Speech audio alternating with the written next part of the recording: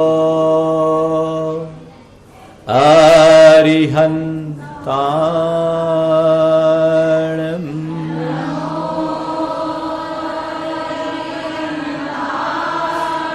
नमो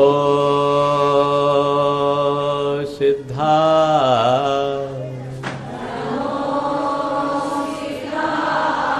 नमो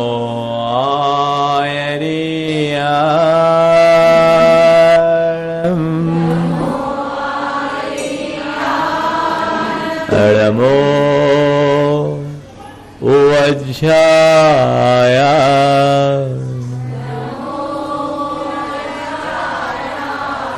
नमो लोये सव्वशाहुनम् ऐसो पंचीणमोयारो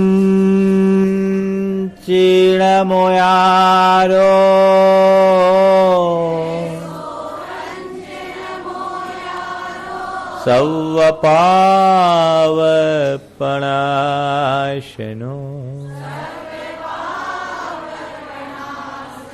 मंगलारं च सव्वेसिम्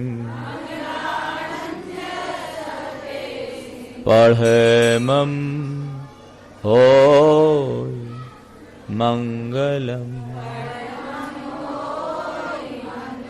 नमः श्री वर्धमानाय निर्धूत कलिलात्मने सालोकानां त्रिलोकानां यद विद्या दर्पणायते। जय बोलो देवादिदेव 1008 श्री भगवान महावीर स्वामी की। अहिंसा परमो धर्म की। परम पूज्य आचार्य गुरुवर श्री विद्यासागर जी महाराज की। वर्जनीयम् मध्यम च वर्जनीयम्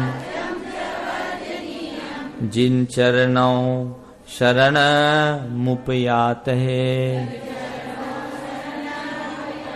जिन चरणों शरण मुपयात है।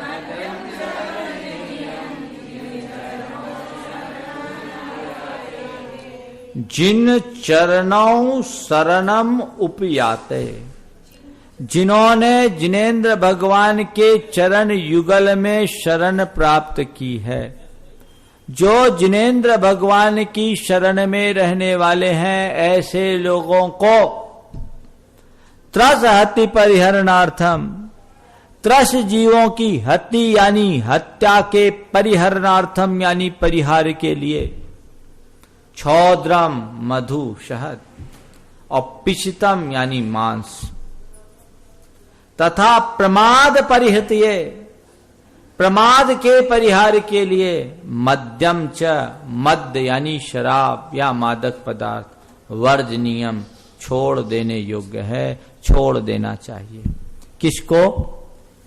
जिन चरणों शरणम उपयाते, जो जिनेंद्र भगवान के चरण युगलों की शरण को प्राप्त किए हैं, ऐसे लोगों को क्या छोड़ना चाहिए?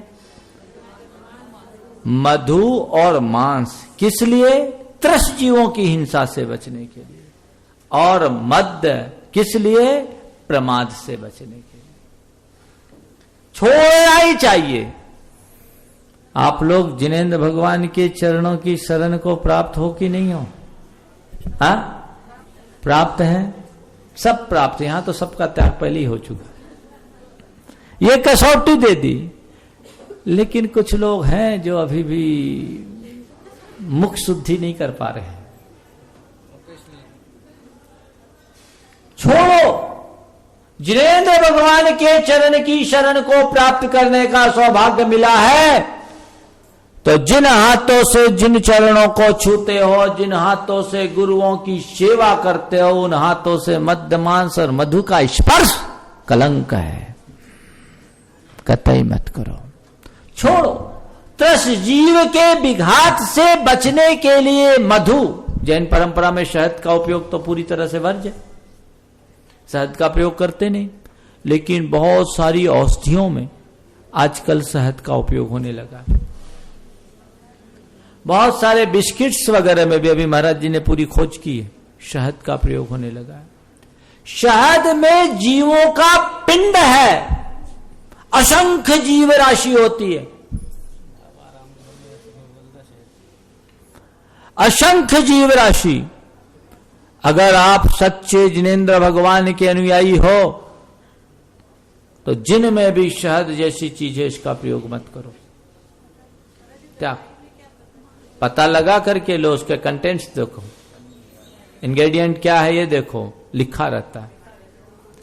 डॉक्टर को बोलो हमको इसके अलावा दूसरी दवाई दो। देखो डॉक्टर की बात बताता हूं, हमारे सानिध्य में शिखर जी में डॉक्टर्स का सम्मेलन हुआ, देश भर से 550 डेलीगेट्स आए, सब अच्छे अच्छे डॉक्टर थे, अपने अपने क्षेत्र के नामी गिरामी।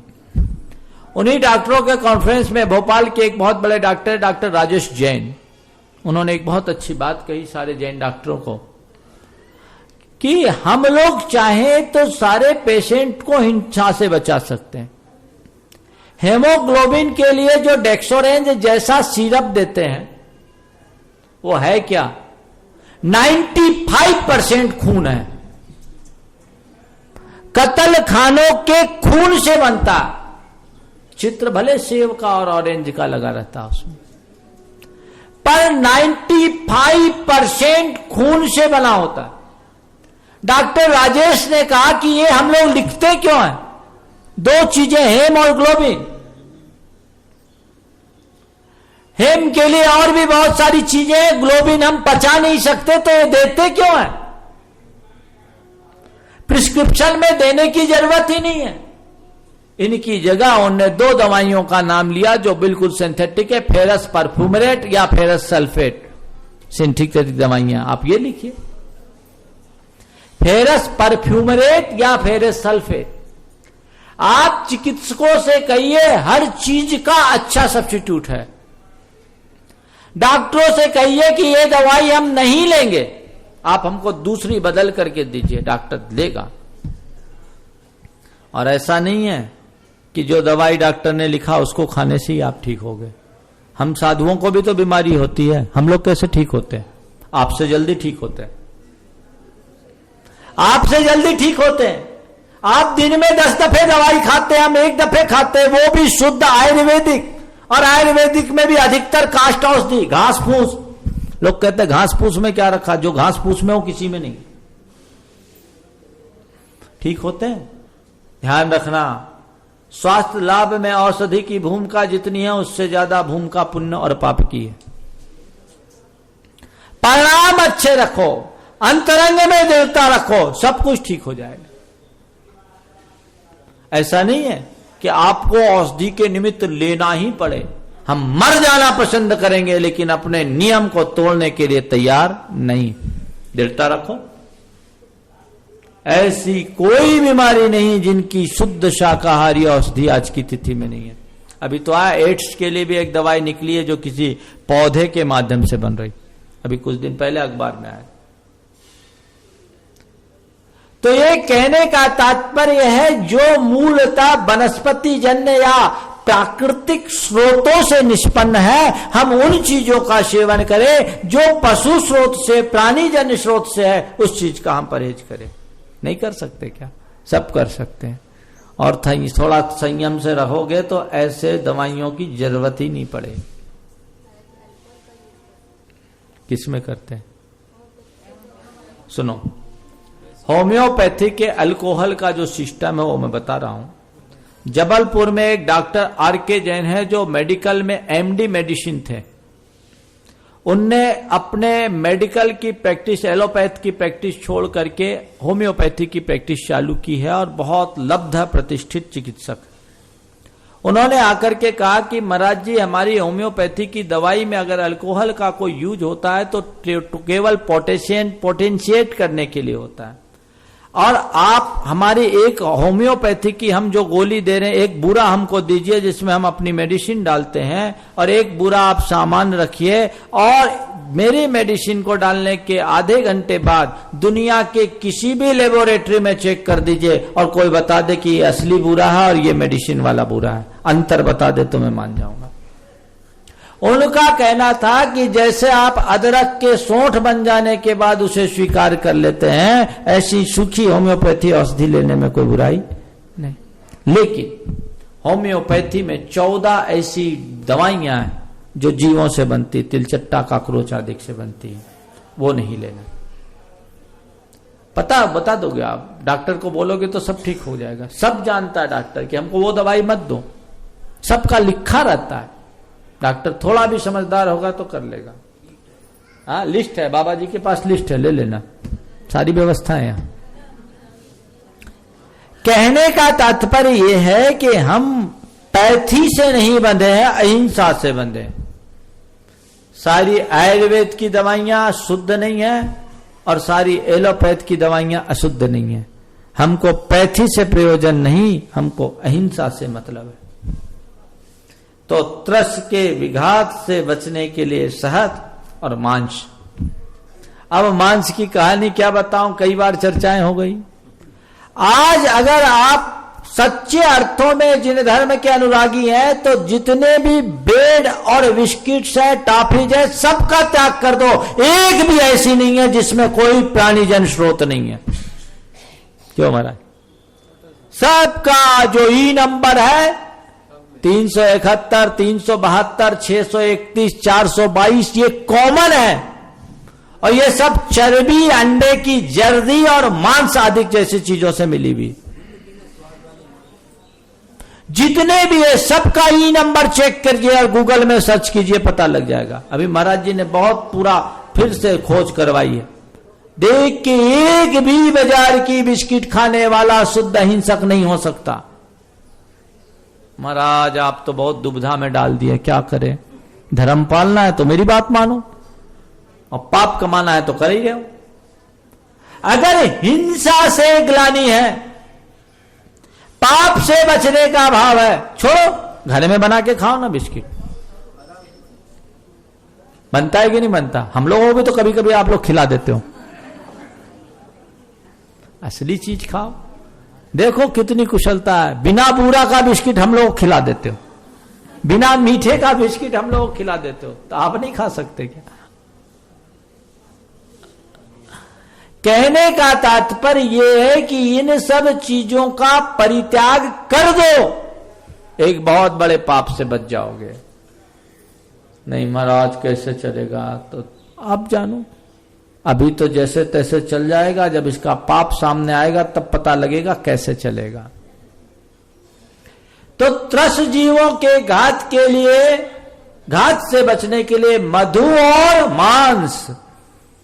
यहां बैठे एक भी व्यक्ति प्रत्यक्ष रूप से मांस खाने वाले नहीं है, लेकिन ये अप्रत्यक्ष रूप से आप मांस का सेवन कर रहे हो कि नहीं? और यदि ऐसा हो रहा है तो वह तुम्हारे जैन होने के अनुकूल है या कलंक? सोचो, क्या इसके बिना नहीं रह सकते? 2 इंद्री की जिह्वा के, 2 अंगुल की जिह्वा के आप इतने दास हो गए कि इसके बिना काम नहीं चल सकता। अरे ये तो बहुत छोटी सी चीजें हैं, मैं अपने धर्म के पालन के लिए सर्वस्व का त्याग करने को तत्पर हूं। धर्म निष्ठा का मतलब तो ये, इनका त्याग करो, इनके बिना रहो। जिन चीजों में जीव हिंसा उनसे बचो, और मादक पदार्थों का त्याग करें। ये अति अनिवार्य है, इसके बिना आगे आपकी गाड़ी नहीं चल सकती। इसलिए जब हम भोग परिमाण की बात करते हैं, ये तो इनिशियल है, ये तो सर्वथा वर्ज्य है, खाना तो दूर, छूने के लायक नहीं।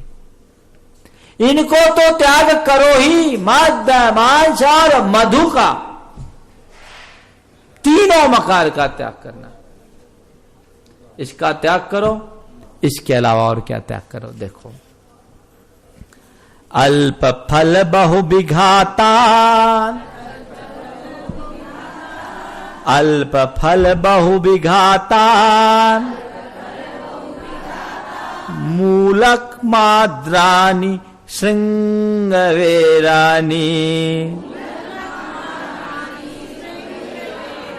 मूलक माद्रानी श्रृंगवेरानी,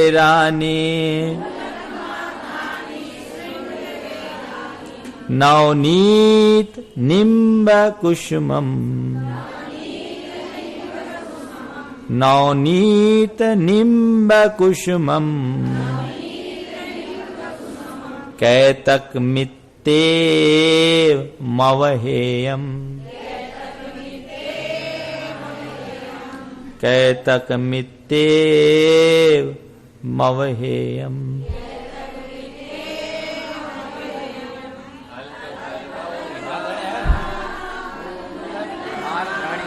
माद्रानी, आद्र,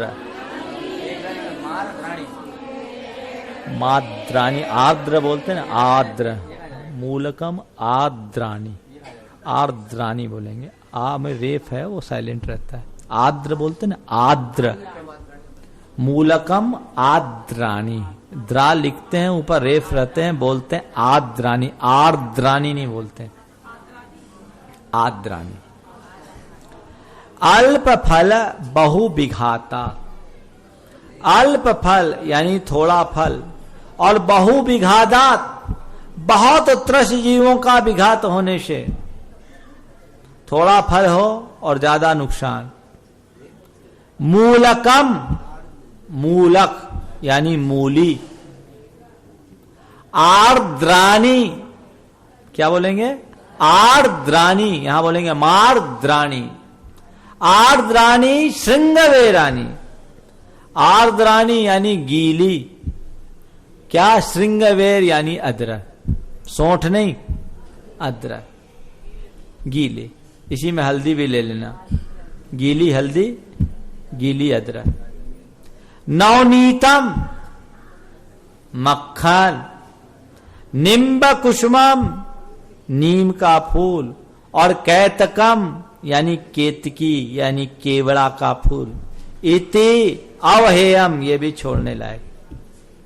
थोड़ा लाभ और बहुत विघात है, इन सब चीजों का त्याग करो। इनमें घोर जीव हिंसा, ये उपलक्षण है। जमी कंद के त्याग की प्रेरणा क्यों दी जाती है, आपने कभी सोचा? प्राय लोग सोचते हैं जमी कंद का त्याग क्यों कराते हैं। समझो, जितने भी जमी कंद जीव हैं वो अनंत कायिक हैं। क्या है? अनंत कायिक। अनंत कायिक माने एक जीव के आश्रय में अनंत जीव। हमारे इस एक अंगुल में के असंख्यातवें भाग मात्र जगह पर अनंत जीवों का वास। तो आप एक मूली, एक गाजर, एक आलू या एक कोई भी जमी कंद का प्रयोग कर रहे हैं, चाहे प्याज हो, लहसुन हो, ढेर प्रकार की सूरन हो, उसमें कितने जीवों का घात हो रहा है? कितने जीवों का घात हो रहा है? अनंत। तो क्या हो रहा है? फायदा कम, नुकसान ज्यादा। छोड़ दो। स्थावर जीव है जिनमें त्रस जीव का भी घात हो रहा है, जिनके उत्पादन में, उससे दूर हो। मूलक, मूली को लिया, इसके अलावा और भी ले लो। लोग जमी कंद के नाम पर केवल आलू को अभक्ष्य मानते। आलू पर जोर इसलिए दिया जाता है कि ज्यादातर आलू ज्यादा खाते हैं लोग। कहते हैं आलू के बिना किचन में कोई सब्जी नहीं बनती, पर नहीं, आलू के साथ सब प्रकार के जमी कंदों के त्याग का मनोभाव रखिए। छोड़ना चाहे तो सब छूट सकता है, ऐसी बात नहीं। कोई भी जमी कंद नहीं। अदरक महाराज चाय में तो लगती, सौंठ डाल लो। अदरक और सौंठ में क्या अंतर है? सुनो, अदरक जब तक गीली है तब तक अनंत कायिक है, और सूख जाने पर जब सोंठ बन जाती है तो वो काठ है, अचित्त है, उसमें जीव नहीं है, काठ है। वो सारे जीव अपनी आयु पूरी करके चले गए, अपने आप होते हैं, वो तो सूखना है। अदरक को सोंठ बनना ही है, जैसे फसल उगती है चने की फली को चने का बीज बनना ही है, वो उसकी नीयत ही है। इसी तरह हल्दी, गीली हल्दी सूख जाए, किसी ने कहा महाराज जैसे अदरक से सोंठ ले लेते हैं ऐसे आलू का चिप्स ले ले, है ना। सुन लो, हम कह रहे हैं ले लेना, ध्यान से सुनो, हम कह रहे हैं ले लेना। महाराज आज तो पहले बार कोई महाराज मिले जो कह रहे हैं आलू का चिप्स ले लेना। ले लेना, लेकिन कब? जब साबुत आलू को सुखा सको तब। है आपके पास क्षमता, कोई टेक्निक? साबुत आलू अंकुर उग जाएंगे सफेद सफेद, सड़ जाएगा, सूखेगा नहीं। आलू को काट के सुखाया जाता है, अदरक हल्दी स्वतः सूख जाती है। ये अंतर है। इसलिए ये तर्क मत देना, ये कुतर्क है, खाने योग्य नहीं है। इनका त्याग करो। नवनीत, मक्खन, पहले भी मैंने एक बार बोला था, 4 महाविकृतियां हैं, मद्य, मांस, मधु और मक्खन। आजकल तो बंटाधार है, सब वेस्टर्न स्टाइल आ गया, घी गोल हो गया, अब बटर बटर बटर, भगवान जाने क्या है। इनका परहेज करो। महाराज पास्चुराइज्ड होकर के जो बटर आता है उसमें प्रिजर्वेटिव डाला जाता है, उसमें जीव नहीं होते, भगवान जाने। हमारे आचार्य तो कहते हैं प्रमाद बढ़ता है, वो लेने लायक नहीं। इनका परहेज करो, ये महापाप के कारण है। कभी ऐसी जगह जाना पड़ जाए तो क्या सलाद के साथ रोटी नहीं खा सकते? पेट ही तो भरना है। अगर धर्म पालन करना चाहो तो मनुष्य के लिए 7 समंदर पार भी कोई कठिनाई नहीं, और जो धर्म पालन करना न चाहे उसके लिए कहीं भी कोई सुविधा नहीं। निम्ब कुसुम पुष्पों के सेवन के लिए इसीलिए मना किया, लोग खाते थे। और कैतकी आदि के फूल हैं, फूलों का सेवन नहीं करें क्योंकि फूलों में जीव होते हैं। इसी तरह हरी पत्ती की जितनी भी चीजें हैं, कम से कम बरसात के दिनों में उनका त्याग करो। जितनी भी मशरूम आदि है बरसात में इनका त्याग करो। आप पालक लो, खाने वाले खाते आजकल आने लगा है। पालक लो, पालक, एक सफेद चादर बिछाओ और उस पालक के पुंज को पानी में डालो और उस सफेद चादर पर झड़क करके देखो, देखो हरे रंग के कितने कीड़े मिलेंगे। एक दिन देख लोगे, दूसरे दिन नहीं खा पाओगे, खासकर बरसात में। बरसात में पत्ती की चीजें त्याग दो। बरसात में खड़ा अनाज त्याग दो। ये मूंग है, घंगरा है, मोट है, चना है, खड़ा अनाज मत खाओ। खड़े अनाज के भीतर कीड़े होते हैं। और यदि आपको करना ही है तो उसको इस तरीके से भिगो कि 2-3 बार फुलो करके जिस अनाज के भीतर कीड़े होते हैं वो तैर जाता है, उसको अलग निकाल लो। विवेक करो, कीड़े अंदर हो जाते, ऊपर से कुछ नहीं दिखता। काबली चना ये 2 टुकड़े कर लो, 2 टुकड़े करके रांधो। खड़ा अनाज नहीं खाना चाहिए। ये सब त्रस्त जीवों की हिंसा से बचने के लिए जरूरी है। आगे और बातें आएगी, हम इनकी चर्चा फिर करेंगे। कुल मिलाकर के कहने का भाव यही है कि हम लोगों को अपने नियमों के पालन के प्रति बहुत दृढ़ता रखनी चाहिए, और जो भी नियम लें उसे उतनी ही दृढ़ता से हम सबको निभाना चाहिए। समय आप सबका हो गया, आगे का